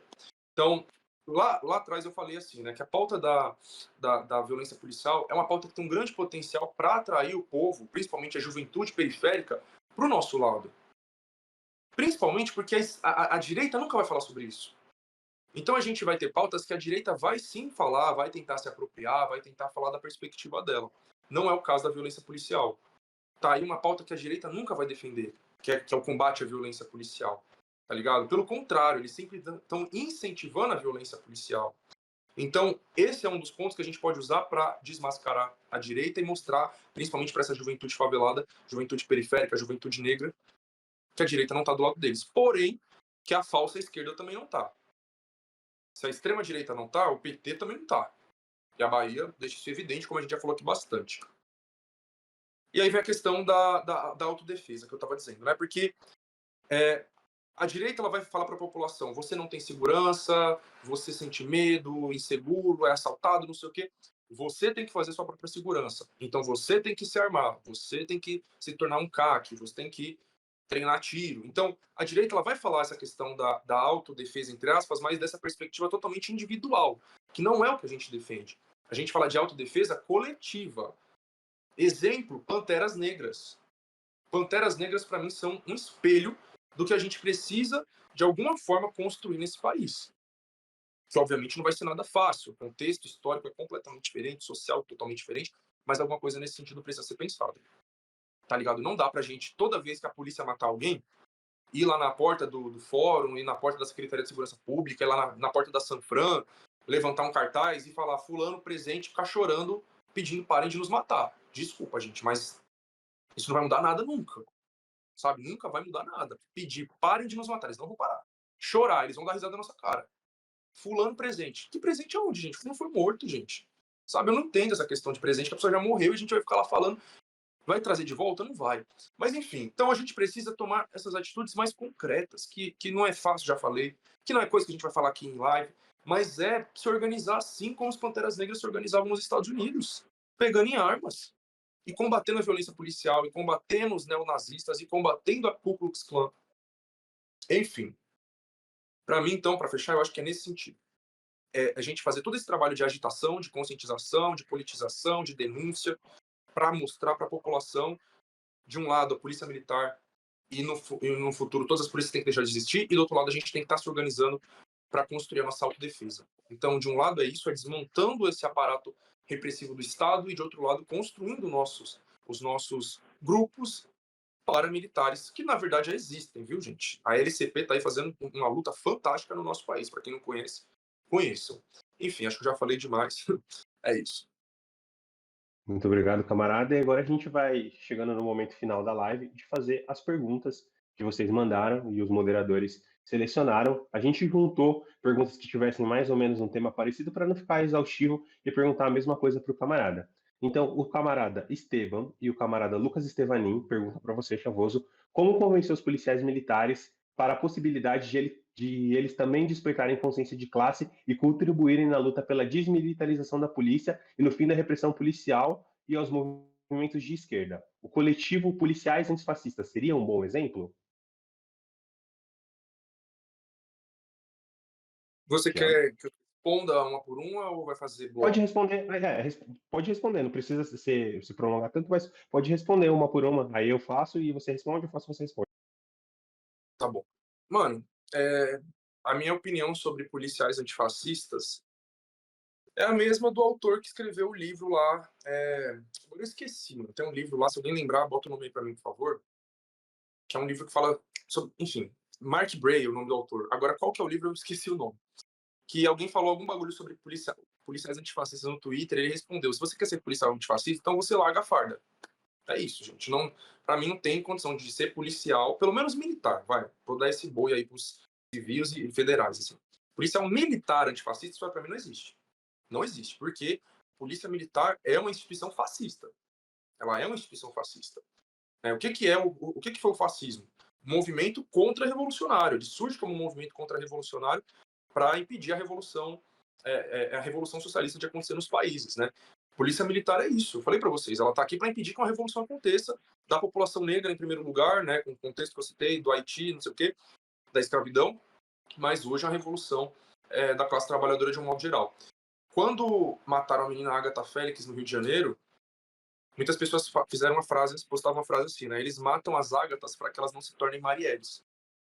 E para mim isso tem tudo a ver com o que eu estou falando sobre a polícia militar ser uma instituição fascista, né? Ela está sempre prevenindo que essa população negra e pobre e de favela se levante, se rebele. Então eles vão matar as ágatas, matam as meninas, as crianças, para que não se tornem Marielles, para que não se tornem lutadoras socialistas, né, militantes do povo.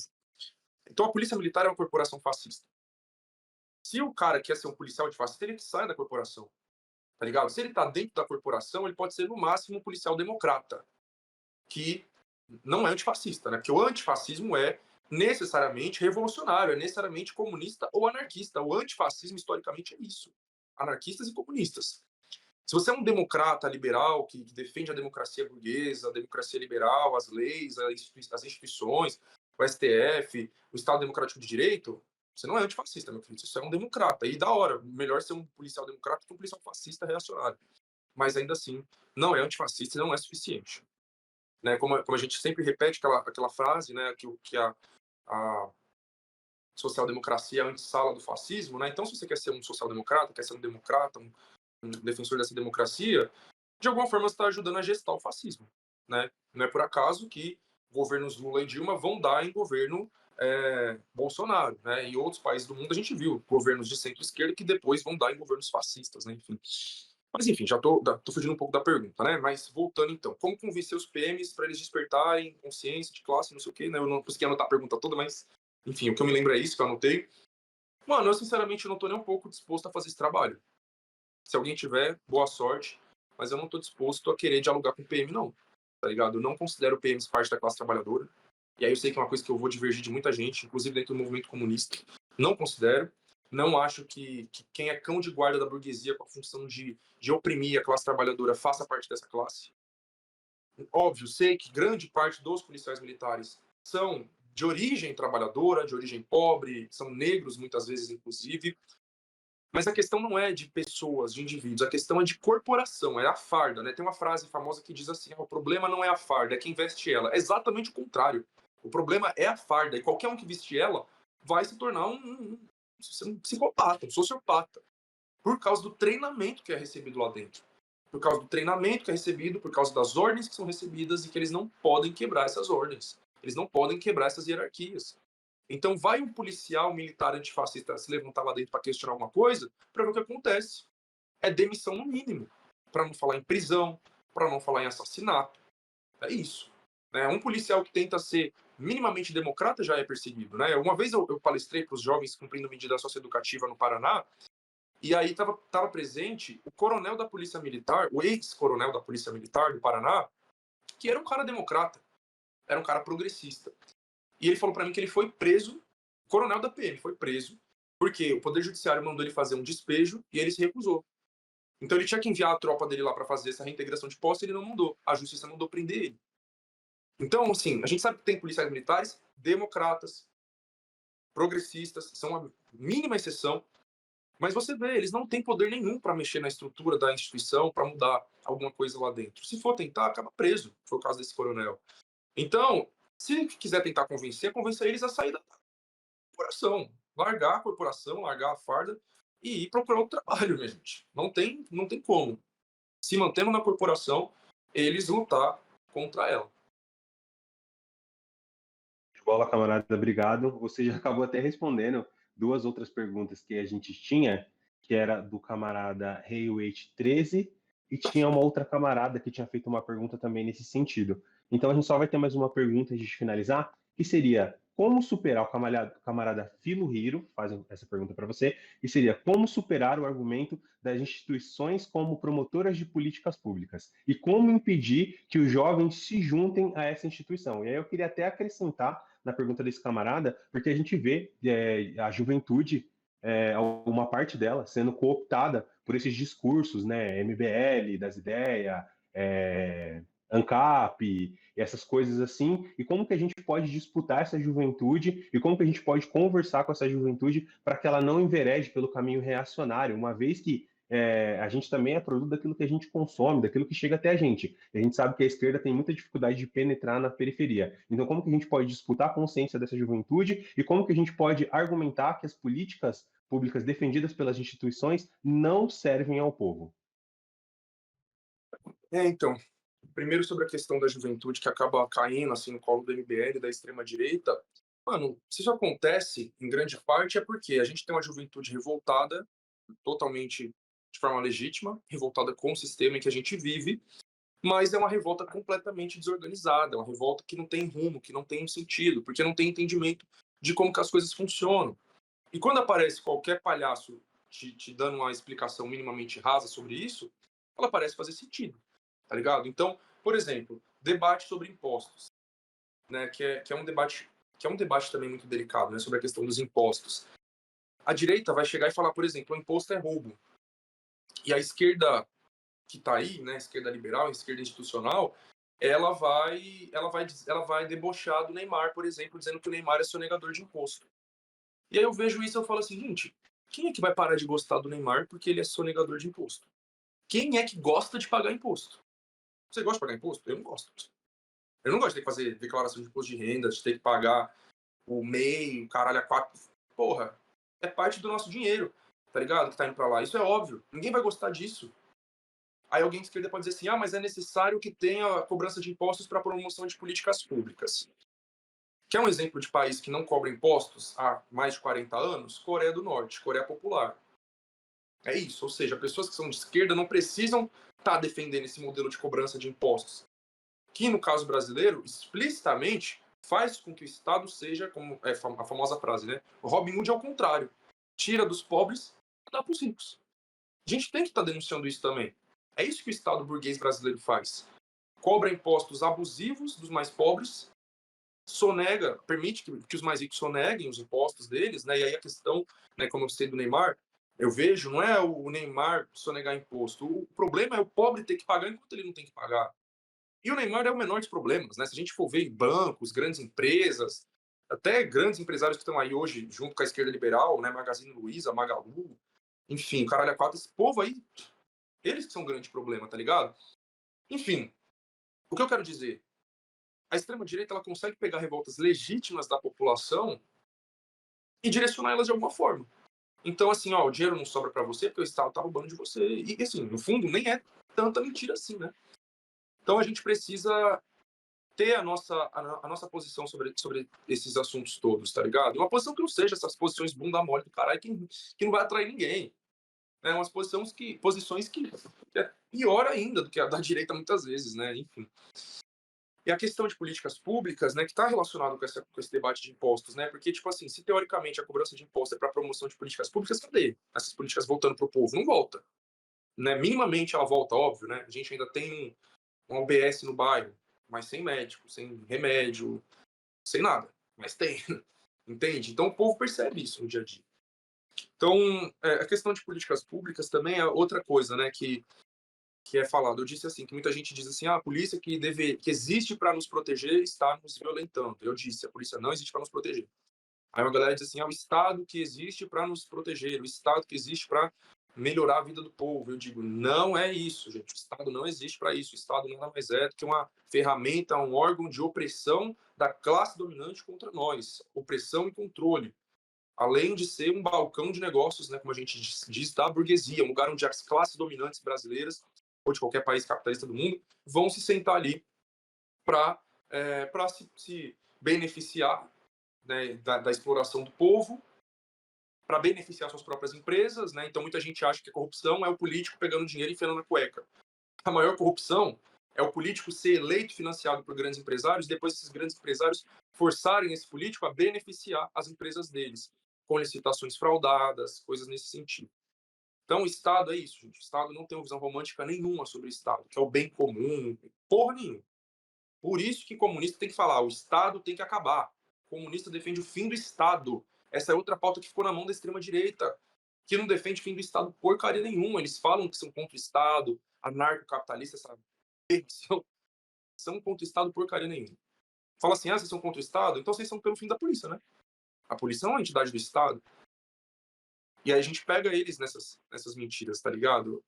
Mas enfim, então eles não são contra o Estado. Eles falam que são, mas eles não são. E a esquerda nem fala. E aí vai criar essa mentira de que direita é menos Estado e esquerda é mais Estado. E aí a gente chega e fala assim, não, eu sou comunista e defendo o fim do Estado. E aí a cabeça de todo mundo buga, né? Ninguém entende. Fala, como assim? Mas comunismo não é o Estado controlando tudo? Eu digo, não, meu querido, comunismo é o fim do Estado e o povo controlando tudo. É isso que a gente tem que falar, porque também tem a ver com aquela questão da segurança pública que eu falei, que a extrema-direita vai dizer assim, ó, já que o Estado não garante a sua segurança, não sei o quê, você tem que fazer ela própria, se armando, não sei o quê. Ou seja, uma solução individual e a gente vai vir com a solução coletiva.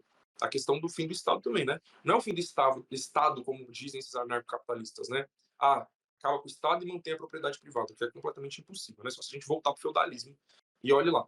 Enfim, e a gente vai falar, acaba o Estado, acaba a propriedade privada também, e o povo controla tudo. Povo organizado em comunas, controlando, em comunas, aldeias, quilombos, chamem como quiser, né? Controlando o poder político, poder econômico diretamente. É isso que a gente defende. Sem o Estado. É isso, muito obrigado, camarada, por responder as perguntas. A gente vai chegando no fim da nossa live. Ah, que triste, mas tenho certeza que esse foi o primeiro de muitos convites, de muitas participações. Quero dizer para o Chavoso, em nome da Soberana, que todos nós da Soberana estamos muito felizes que essa ponte se concretizou e tudo que você precisar da nossa organização pode contar conosco. A gente vê você com muito bons olhos. Foi um prazer te receber aqui. Aí eu quero também falar para geral do chat que está aqui e ainda não segue o Chavoso, está moscando.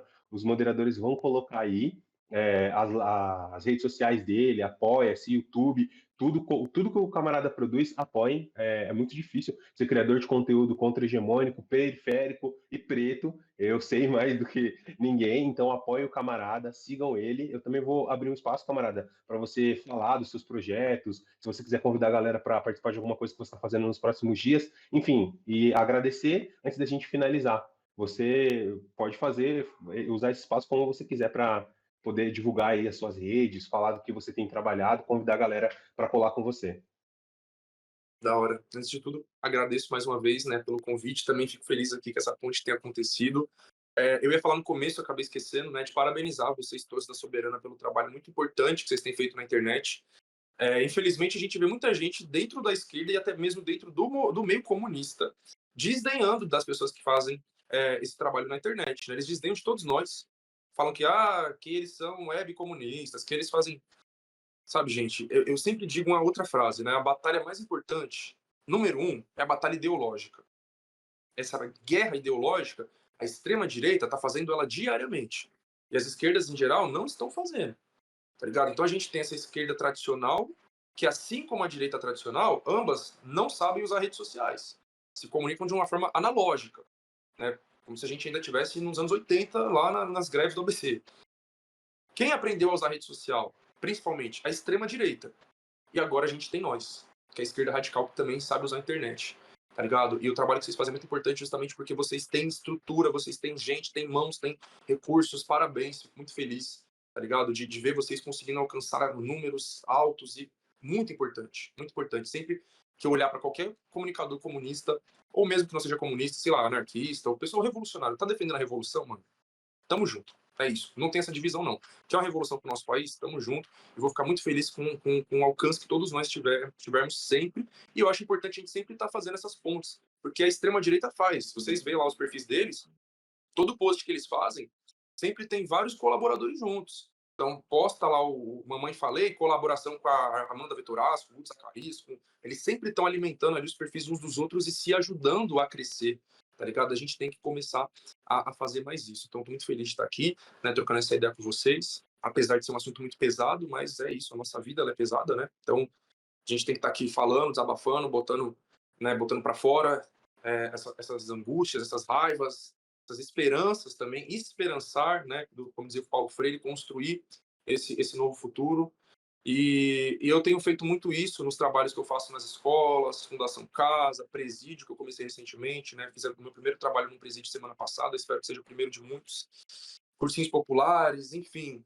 Então, eu acabo também fazendo tanta coisa, né, nesse sentido, que eu tenho tão pouco tempo para produzir conteúdo na internet que vocês vão ver que meu canal do YouTube, o último vídeo é de meses e meses atrás, infelizmente. Eu gostaria de ser mais ativo, mas eu infelizmente não consigo. Apesar disso, quando eu consigo fazer um cortezinho, eu posto lá, igual eu postei ontem um cortezinho de uma fala minha. Então segue lá meu canal do YouTube, né? Como você falou, os links estão aí em algum lugar. Canal do YouTube Chavoso da USP, Instagram Chavoso da USP.02, TikTok Chavoso da USP. E o meu Instagram, Fim da PM, também vou pedir para vocês seguirem. Fortalecer lá no Apoia também, que é necessário. E por fim eu ia falar assim de uma palestra que eu vou fazer aberta sexta-feira, que vai ser no Museu das Favelas. Quem não conhece, conheça o Museu das Favelas no centro de São Paulo, um espaço muito foda. E aí eu vou estar lá 3 horas da tarde falando sobre funk, que é outro assunto que dentro da esquerda é bem delicado, né? Infelizmente muita gente elitista, muita gente preconceituosa.